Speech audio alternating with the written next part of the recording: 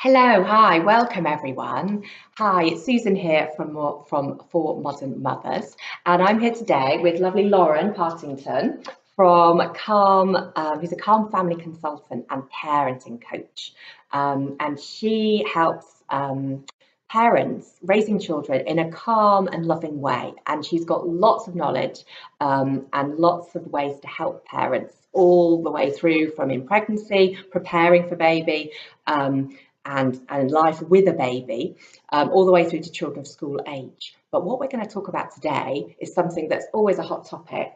I bet you get asked about this so much, is baby sleep. Okay, baby sleep. Is my baby sleeping normally? How do I get more sleep for my baby so that I can sleep and my family can sleep? Because it is hard, isn't it? Really hard. It's really hard, and this causes a lot of worry, and people wondering what they can do, what books they've read. People are giving them advice and they're unsure what is normal. It's talked about a lot every single week in my mum and baby yoga classes. People going, my baby's doing this, it's sleep regression, my baby's doing that, is it normal? And every single baby is different, okay, and every single family and women will deal with that in a different way. But Lauren is here just to give you a bit of kind of science behind it, so we understand what goes on with babies and why baby sleep is such a tricky subject for us to understand, what's normal, and some little tips and things of what you can do to help. So this is great. I'm really looking forward to this. Welcome, Lauren. Thank you very much. Hello. Yes. So normal baby sleep. Yeah. What is normal baby sleep? Normal baby sleep is probably how your baby's sleeping and you wish that they would do it differently. Okay, yes. Yeah, I think that probably in our society we have a very clear idea of our babies' sleep getting better as they get older, Okay, and then feeling that there's a problem because our babies aren't sleeping how we would like them to sleep. Yeah. So part of the work that I do is providing the information and education for parents so that they understand what is normal. Because I think once we know what's normal, we don't worry as much that there's something wrong. Yeah. So baby sleep, in a nutshell, is to do with sleep cycles and transitions between the sleep cycles and body clocks. So I'll just go through it very quickly. Because I imagine, I'm going to tell us this, baby sleep and grown-up sleep is not the same thing. Yeah, it's not the same thing at all, which may surprise a lot of people. May surprise people, because we perhaps think that sleep is sleep and that we just need to teach our babies how to sleep. Yes. And you don't need to teach your babies how to sleep. Babies, it's a biological function. Okay. Everybody does it. Yeah. And if we were to do nothing at all, our babies would sleep like an adult at the right appropriate age. At some point. At some point. Yes, at some point. So adults have sleep cycles of about 90 to 120 minutes, so an hour and a half to 2 hours. Okay. And through the night, we go from one sleep cycle to the next. Okay. And when we end one sleep cycle, we transition to the next. Now, in that transition, we sort of go into a very light sleep. And that's often when we'll wake up because we need to go to the toilet, or we're thirsty, or maybe we're too cold, we need to pull the duvet back on. Okay, yes. And so as adults, we do not sleep through the night. Right. We wake, but often we will not be aware that we've woken, so we might just pull the duvet, we'll roll over and go back into the next sleep cycle. Babies have a sleep cycle that's half as long, so it's about 45 to 60 minutes. Okay. So they're doing exactly the same thing, but more times. Yes, during exactly, the night. Exactly. Okay. So if you think about us having, say, 2 hour sleep cycle, so it's easier, we're sleeping 10 hours. That's 5 chances for us to wake up. And it's just because of my maths. Yes, no. Whereas a baby, in the same time, would be waking up, have the chance to wake up 10 times. Okay. So twice as many, which is why it feels so hard for us. And often we are being woken up in the middle of one of our sleep cycles, which is not a comfortable place to be woken up as well. Of course, yes, makes sense. Yeah, so they have much shorter sleep cycles. In that sleep cycle, so we'll talk about a 40-minute sleep cycle, which is about average.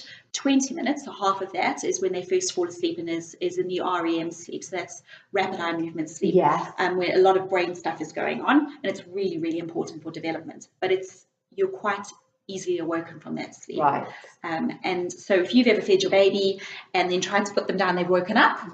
That's why, because they're not in the deeper deep stage of the cycle. And then the next 20 minutes is the deeper sleep. And biologically speaking, and from an evolutionary perspective, that's really for safety. A baby who can be roused easily is much safer because they can then alert their parents that something's going on. So I always talk about, like, if you imagine a cave baby, you know, nighttime is their most vulnerable time, because a predator might come and get them, for example. A saber-toothed tiger. Exactly. I like to talk about, yes. So that might happen. So for a baby to be able to wake up and alert somebody that there's danger is really, really important. But also, perhaps babies having trouble breathing. If they are in a light sleep, they are more likely to wake up and to alert somebody to that. So it protects against SIDS as well. Children who are light sleepers are easier to wake. So it's really, really an important safety mechanism. Yeah. So it's normal that they have these short sleep cycles. It's how they're wired to break, they're wired up to sleep. Yes. And it's evolutionary. So that's completely normal, and the fact they wake up. Yeah, absolutely. Often. So it's completely normal. I know it doesn't make it any easier. No, it doesn't make it easier for us. But it is. It's totally normal. So those the issue comes when they are waking every transition. So at the end of every sleep cycle, your baby's waking up.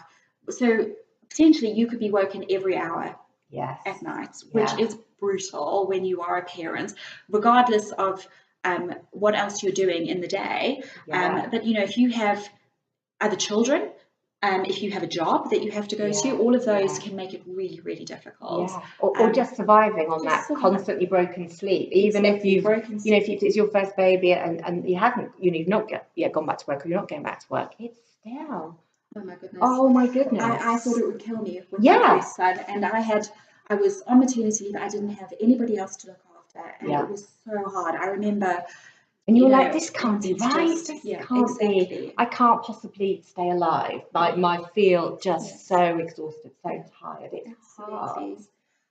And I think something that really compounds that is that we are constantly being told that we need to teach them to sleep. They should be able to self-soothe, and I think I certainly felt like I was doing something wrong, and that if I was a good mother and if I was strong enough, I would leave him to cry because I needed to teach him. And people are thrusting books at you. So this is books that exist. It's not, people might tell you things, but they go, oh, here's a book about it. Then you go, well, it must be written in a book, so it must be. You must trust it. You must trust it. But actually, most of those books are not based in science, and everything that I will talk about is evidence-based. Okay, that's really important. It's not my opinion on sleep. No, it is backed up by scientific research. Definitely. So when your baby is born, they don't have their own circadian rhythm, their own body clock. In the womb, they've been getting melatonin from you, and melatonin is the hormone that makes you feel sleepy. So it's vital. So your baby will have basically slept when you slept, on and off. So for the first 4 months of life, they don't have their own levels of melatonin, and their whole system is sort of developing. So they don't know when the hormone isn't there to tell them it's nighttime, go to sleep. Exactly. Exactly. So for the first 3 or 4 months of life, you'll probably notice that your baby's sleep is quite erratic. They sleep whenever. They seem to sleep a lot. If you're lucky. But maybe they don't sleep a lot. And then around 4 months, their body clock starts becoming developed, which means that you should hopefully see a improvement in their sleep, from the point of view that they sleep more at night than they do during the day. But again, this isn't at 4 months. That's what the baby does. That's kind of an approximation, but all children are different. So it's not like it's their 4-month birthday, they go to sleep at night now today. It's not as everyone's different. It starts to happen, but some babies they haven't read the book, they haven't got the memo that it doesn't happen exactly. It's just starting to happen in their brain and in their body. And interestingly, 4 months is known as a sleep regression. Because it seems like they are sleeping less, and they may also be waking more during the night, but it's actually a development, it's a progression. But their sleep can be affected because they're now trying to figure out how to sleep like when we've all learned to sleep. So they're trying to transition to the more grown-up brain exactly. of sleep pattern of their circadian rhythm, the daytime, nighttime thing. Absolutely. Yeah. And it isn't until about 4 to 5 years of age that children start sleeping like adults. Okay. So for the first 4 to 5 years, you may find that your baby or your child wakes up regularly at night, or wakes up maybe once a week, or it depends on the child. But at about school age, their sleep cycles look very much like an adult sleep cycle. And from about that age, that's when you start to see them sleeping through the night a lot more regularly. And just as an aside, through the night is classed as 5 hours in a row. So when people talk about sleeping through the night, from a science perspective, that's only classed as 5-hour stretch. Right. So when everybody's telling you that their children are sleeping through the night, it's probably not 7 till 7. Which would be heaven. Which would be heaven for everyone, grown-ups and children and everything. Okay, that's really interesting. So it's how their brain's developing and how their hormones are developing that aren't the same as grown-ups, and it's completely normal that they wake up frequently. It's just thinking about getting them back to sleep and what their needs are. And I think that's really important that you've said the needs, because babies are only able to communicate their needs. So babies aren't able to manipulate. They just do not have the brain development for it. So if they're crying, it's because they have a need that they need you to meet. They're very vulnerable. They can't do anything themselves. So when they wake in the night and something's wrong, they need you to fix it. And that's really, really important to remember. And also that they don't only wake for physical needs, like needing a nappy changing, needing a feed. There's also emotional needs and psychological needs, like they're feeling lonely, or they're feeling scared, or I haven't seen mummy much today because I've been at nursery, I need more cuddles, I need some reassurance.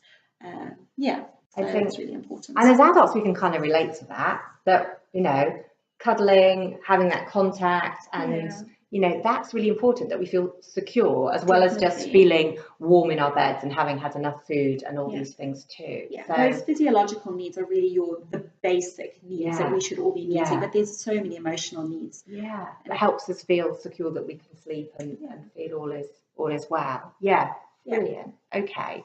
So you're not, because people often say, oh, you know, if you fall asleep and you've always got your feeding, you've got your hand on your baby, that's it, forever you're going to have to do that. You've made a rod for your own back. You've made a rod for your own back. I hate that. I think it just makes parents feel guilty for doing what works.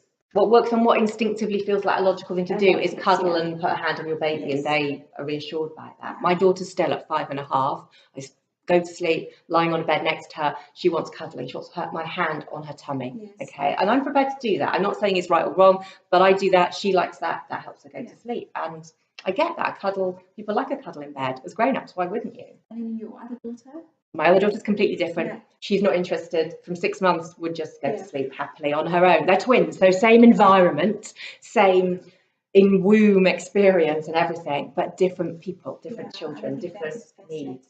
And exactly the same for my children. So my son didn't need that after about 2.5. He didn't need that input. My daughter is 3.5 and still needs that every night. He gets very upset if I suggest that she goes to bed alone. And I think you're right. You do what works for your family, what feels right for your children. Exactly. I'm not advocating this is a thing to do. Exactly. I just, you know, and it's really frustrating sometimes, and I wish I could just go, off you go to bed, cuddle, off you go on your own. But you know, they're 5.5. Who knows? Some point soon, or maybe not so soon, they'll be going, I don't want you to cuddle me to sleep anymore, and that will be it, and I will feel sad. So it's as much for me as for them. I have to admit that just makes us all feel good. So that's what we do. Absolutely.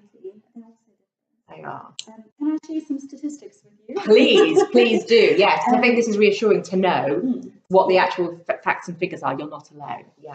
So there've been quite a few studies that have interviewed parents at different stages of their children's lives to see how often they wake at night. And the statistics have shown that at 3 months, 46% of the babies were waking regularly. So that could be anything from 3 times a night to 8 times a night. But also over a week, it can mean they were waking every night. At 6 months, though, 39% of those babies were waking up. So that's kind of what we would expect. Yeah. Their sleep improves. Yes. Fewer of them are waking up. But then the really surprising thing is that at 9 months, it jumped back up to 58%. So, okay. So more babies are waking at 9 months, and more than nearly 60%. Yeah, which is huge. Huge. And if we're saying 60% of babies are waking at 9 months, is that's normal, then that becomes something that actually a majority of babies are doing. Yeah. And then at 12 months, it only drops slightly to 55%.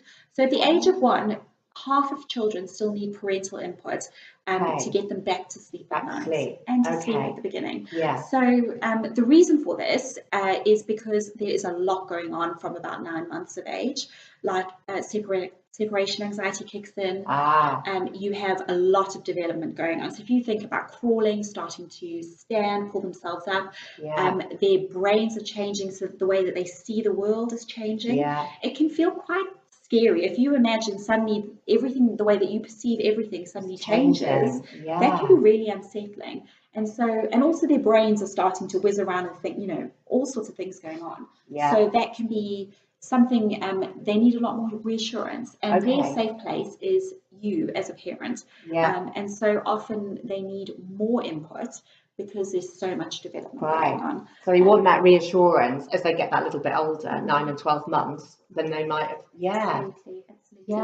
And as we were discussing earlier as well, sometimes a big change can really unsettle sleep. So I was saying that my 3-year-old, we've had quite a lot of changes in our family, in the way that things are happening in our family. And I've noticed that in her sleep. So she's probably been sleeping in her own bed a good 2 years, all through the night, and all of a sudden, every single night, she's coming into our bed at like 2 in the morning, and she's needing that. But because I understand that that's because we've had lots of changes, I'm just going with it, because I feel like if I give her that reassurance, she'll feel safe enough to go back to how she was doing things. So big changes, and it could be a new sibling starting nursery, a new key worker at nursery, mum going back to work, moving house. There's so many things. Or just something that's really worrying them that you might not even know about when they're a bit older, something at school or whatever. And it could be something that we would see as quite insignificant, but to them it's a big thing. Well, even a dog barking at them when we're going for a walk, that could really scare them. And they're going through that. And it's going through when they go to sleep and they're playing out. So that still happens. My daughters still come in if there's something that's worrying them at school or something, or they've been away for a few days, like say with grandparents. I know for the next few nights I'm going to get a little tap on the shoulder at 2 in the morning, and one of them's going to cuddle in, and I'm fine with that because I know they have the reassurance, and then they'll go back to sleeping in the room. And I think if we decide that we're going to be responsive as parents, if we think that 50% of our children's lives are at night, we need to think about how we want to parent them at night as well. I think that's an important thing to think about. It is. And creating the boundaries that you want in your family, what is acceptable, what isn't. So that the children are clear, because otherwise they're getting really mixed messages. If we're really responsive to them during the day, but then we leave them at night and we don't respond, that must feel quite unsettling for them as well. That's true, actually. That's a really good point. Have that consistency, that loving connection and emotional support day night 24/7. I know it's raining. Okay, brilliant. So that's the science of it, and why, and the hormones and the development, and we've got the statistics. Is there anything we can do to help? Is there anything we can try and help our children get to sleep well? Good. There are things. So the things that we talk about at Calm Family are all things that are have research behind them, so things that have shown to work. These are not things that I'm saying you have to do, because I think the really important message to get across is that you are the expert in your own child. You know your child, and there is if somebody tells you that this is what you do, follow my rules, and this is the result that you'll get, run a mile, because because there's absolutely no way that you can say this one thing fits for everybody. It doesn't happen in any area of life. It doesn't. It's the same in pregnancy, in labour, in birth, in everything. It's not one size fits all. We are individuals. Our children are individuals. Families, we're all different. Absolutely. So some things can be, other people suggesting things maybe could be great, but someone rigidly saying, follow this formula, every child should be doing this. Yeah, I think it just causes a lot more stress. Yeah. So yes, there are things that we can do. Okay. And once we understand how children sleep and what's normal, we can work with that, so that we're not interrupting their development, but we're also helping ourselves, because we do live in a modern world where there are a lot of pressures on us and we need our sleep. And I think it can be really difficult. So I think the first thing to think about is the environmental factors that might be affecting sleep. So things like screens, and we were talking earlier about the fact that actually if your child watches TV right before bed and then they go to sleep fine, that's fine. Fine, isn't it? Yeah. It's just that if you're finding that your child isn't going to sleep or they're waking often at night, these are things that you can try. So this is not to say that you have to stop all screens and artificial light, but screens, phone screens, TVs, artificial lights like electric lights, they can all interfere with the release of melatonin. So once the sun starts going down, your body starts releasing melatonin to become sleepy, and it takes a few hours for us to. So when you get that kind of lull at like 4 in the afternoon, that's when it starts. So your melatonin starts making you sleepy. So lights and screens can really interfere with that. So something that is really, really great is thinking about red light, using red light. So if you have a night light, so a lot of, the light shows and night lights for children are blue-based. Yes, the one I have is blue-based at night and yellow in the daytime, and it gives off blue light, which sort of makes sense, but now doesn't make sense. Yes, and it's not something that I actually, I did a lot of reading about sleep when I had my children, and I didn't come across this until I trained with Calm Family. But red light does not interfere with melatonin release. So when red light enters your eyes, it doesn't tell your brain that it's day. So it doesn't. It doesn't stop. It doesn't make you sleep, but it doesn't stop you sleeping. Doesn't interfere with the natural going on in the body. So that's always the first thing that I would suggest, is that if you have a night light, is to consider changing it. Even just a little bunch of red fairy lights is really good. I have some battery ones in a jar, so that really works. But another one is a diffuser, which if you want to turn on, which I'll talk about in a minute, that's really good. Thinking about if your child is eating food, trying to avoid E numbers, because they have been shown to really interrupt sleep, and not just onset of sleep, but staying asleep. So they cause a lot more night waking. Really? So if you are, maybe just be vigilant about, what's in the food that they're eating. Checking the packets. Exactly. And then foods that can help. Breast milk is perfect if you are breastfeeding. It's a perfect way to get your children to sleep, because it is full of melatonin at night, because you are producing melatonin. So it helps your baby become sleepy. It's also just comforting for them. The whole experience is relaxing. So if you are happy to continue breastfeeding to sleep, that's a perfect one to use. And then foods with tryptophan in them. Tryptophan. This is totally new to me. I've never heard of the word tryptophan. So that is an important building block of the sleep hormones, but it's something that you can only get from food. So things like, there's a whole list, but I'll give you some common ones: oats, bananas, red meat, chicken, nuts, cheese, and milk. So any of those, thinking about giving your child maybe a bedtime snack with something like that, it's been shown to help with falling asleep, not with going back to sleep or sleeping through, but help with falling asleep. So it's helping to just help you become sleepy. Interesting. So that can be really useful. We'll put in below the video, I'll put that tryptophan. So that what that is. Brilliant. And then other things that you can do. So there are quite a few sensory things that you can do in your child's sleep environment that can really help. But all of them will take about 4 to 6 weeks to condition. So what we're trying to do is build an association. So these are not things like, if I say to you, you just sprinkle lavender around the room and it'll make them sleepy. It's like fairy dust. Wouldn't that be amazing? Yes, it would be amazing. But no. So it's about 4 to 6 weeks of consistent use. So the things that you can do to condition your baby for sleep are using scent. So lavender or Roman chamomile have been shown to be really good for this, so really relaxing. And you can do a number of things with them.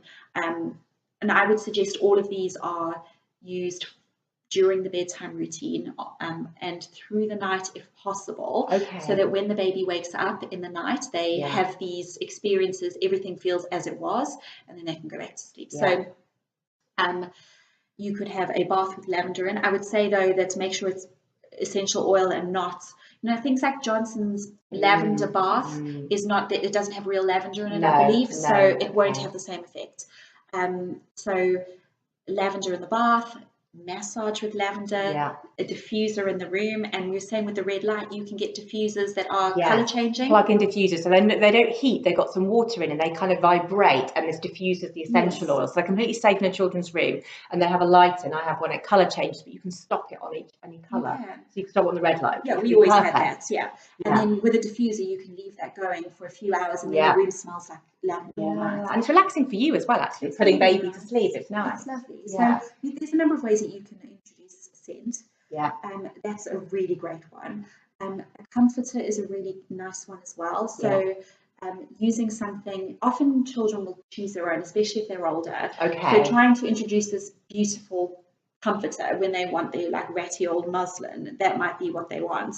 And it's really important if they've chosen something to stick with that. But something, if you've got a young enough baby and you do choose something made from a natural material like bamboo, because it absorbs and holds scent really well. And then putting it into your top, like tucking it into your bra, sleeping with it so that it smells like you.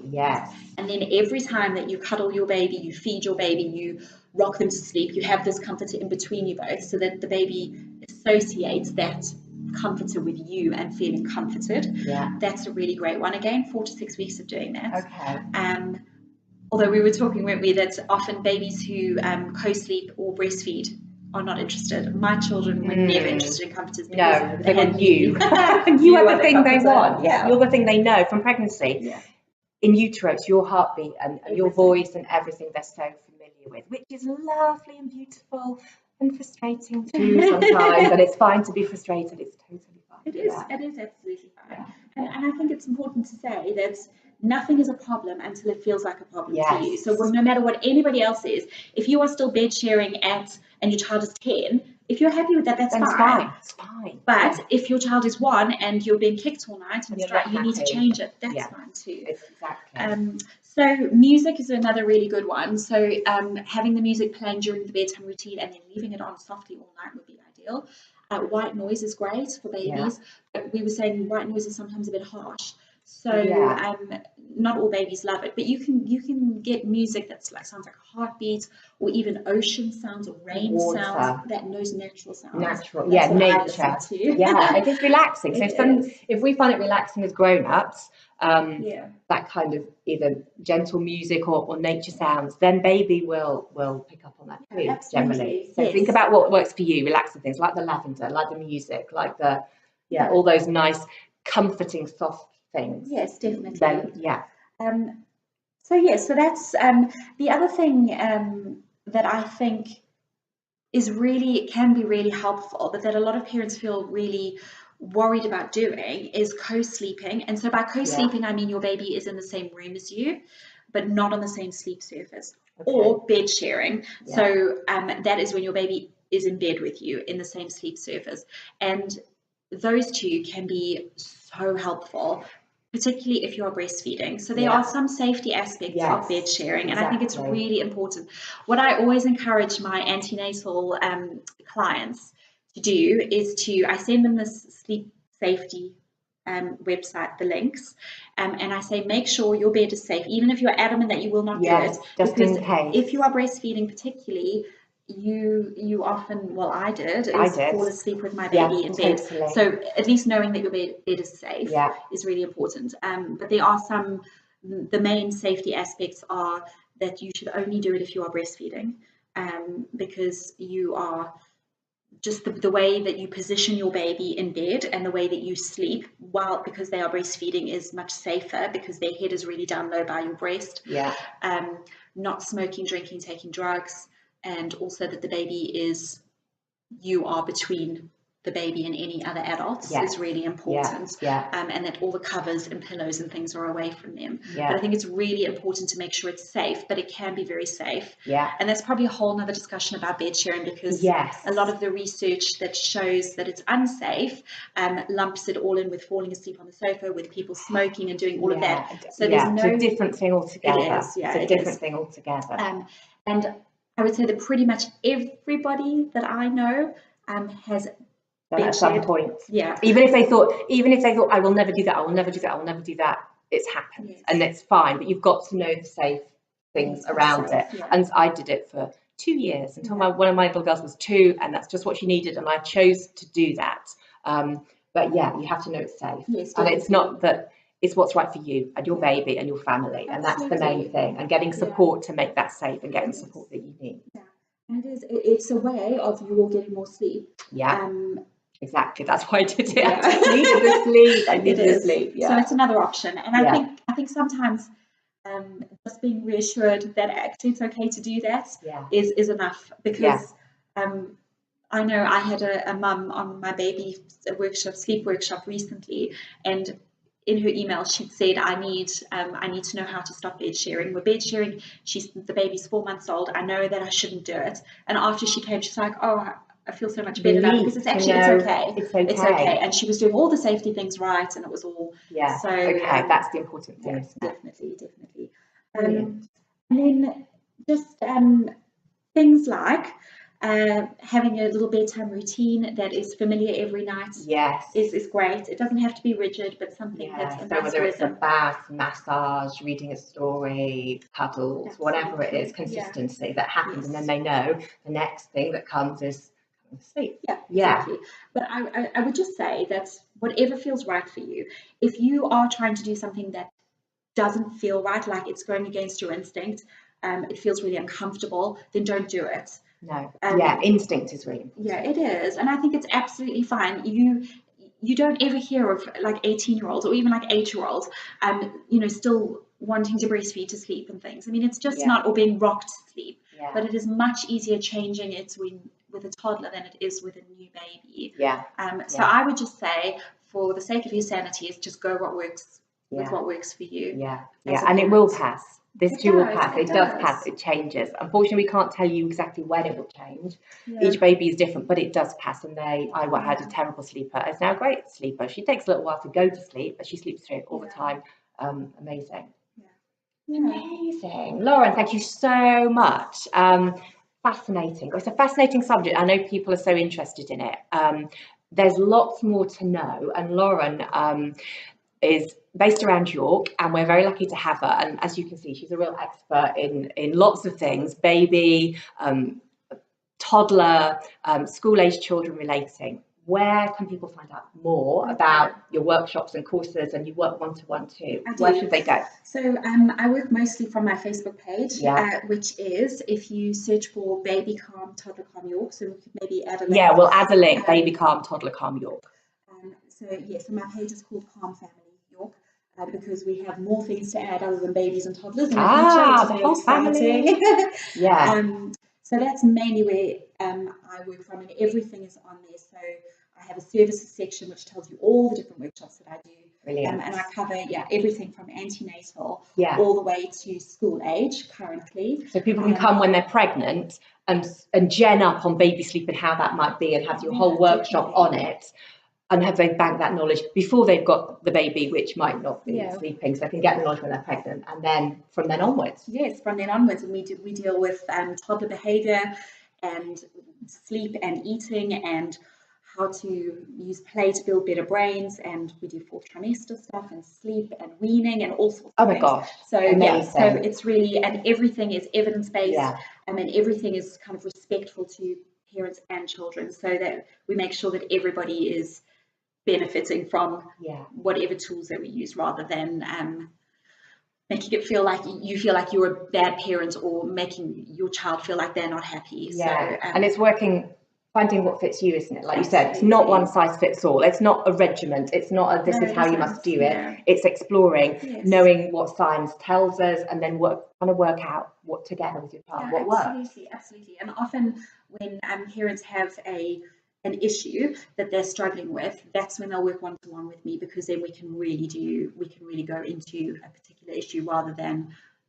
covering one topic like sleep. So sometimes somebody will have issues with sleep and eating, so we might work together with those. So there's lots of different ways you can use your amazing knowledge to help parents, help families. Fabulous. Brilliant. Thank you so much for joining me today, Lauren. Thank you. And thanks for joining us, everyone. Hope you found it beneficial. We're going to put the links below to Lauren's website. But ask any questions. Do get in touch if you want to know more about Lauren. Email, phone, all the details will be below. And thank you. It's been great to have you here. We'll be back soon with another video soon. Okay, thanks. Bye.